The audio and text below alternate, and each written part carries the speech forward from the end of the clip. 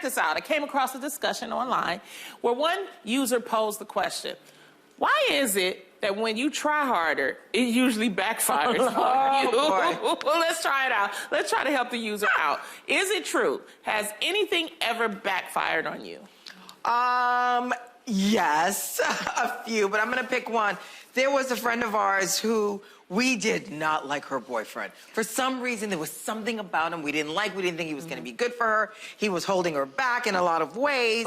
And we just, you know, we thought we have to do an intervention. Yes. So we, you know, kept on planting seeds, and finally, you know, something happened and they broke up, and we were like, oh my God, this is great. So the next time she comes to us and we're like, so I heard you broke up, are you guys okay? She's like, we're engaged. Wait, what? The intervention drove her closer to him? The intervention did not work at all. And then we're like, yay. If we're keeping it real, this happens often. I don't think we realize that the more that you tell a woman that's in love with a man, don't be with him, the more she wants to be with him. There's something that happens there. Yeah. That's something that'll always backfire on you. It backfires. Even my sister, when one of her sons was going to get married, she was like, I don't like. Yeah. He married her. See, do you think it would have changed? You just gotta shut up. Yeah. You gotta let them see what the issue or the problem is with that person. But if you keep, you know, because they don't see it. I remember I had a friend who, her husband had called me to hit on me. Oh. Yeah. And I was like, oh, I'm about to get this. I'm about to let her know. Okay. Because I'm sick of his ass any damn way, right?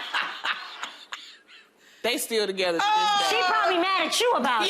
Yeah, she stopped talking to me. Yeah, bang, that's what the backfire was. I would have told her. Make them come closer together. Earlene. Guess what, Ralph? Earlene. Not Earlene. Yeah, you know she old Earlene. Earlene was not letting Ralph go.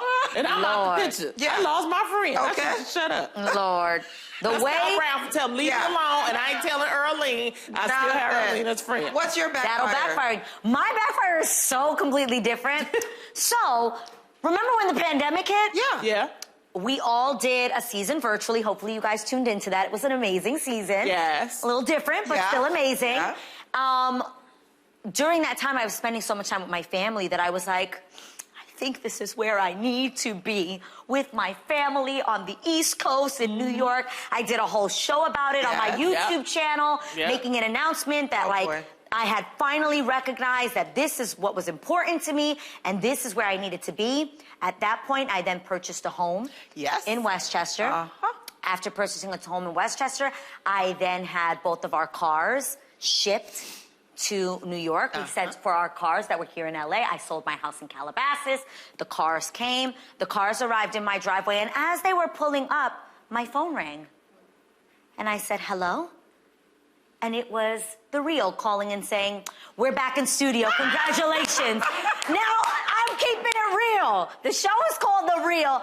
And in that moment, I was like, wait, what? You just purchased a house. I just purchased, like, this backfired to me. What I believed to be like this pandemic aha moment was like, aha, joke's on you, Adrienne, backfired. You're coming back into studio. Now I had to find a new place here in LA. It was a little disastrous.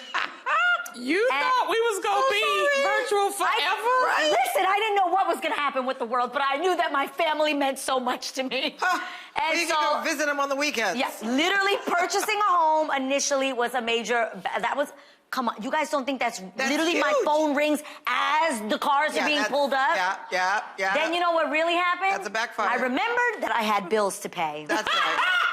And here I am, back at work, keeping it real. Did you really think we was going to be at home? I didn't know if the world was ever going to open up again.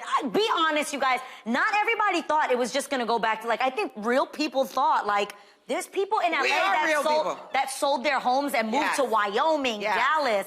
I know major studio producers. But they're not on a television show. Like, Munchkin, why would you... I was like, what? And I didn't want to say nothing, because that's her business. Okay. I was like, why is she doing all this? Is she leaving the show? Is she going to... The only thing I regret was shipping the cars. I saw the Instagram post. I like my house which still. House would you guys like? help me pick. And I'm like, just picking out houses? What's happening? She's like, yeah, she needs to come just back to got work. here. I was just like, okay, you're just gonna be bi-coastal. That's what I thought. Which is what we did. I just wish we would have left the car here. Like, literally the cars. You don't even drive, you could Uber. This is true. I have a husband. I have a whole husband who does have a driver's license. Okay, I'm gonna move on. Is that okay with you? Yes.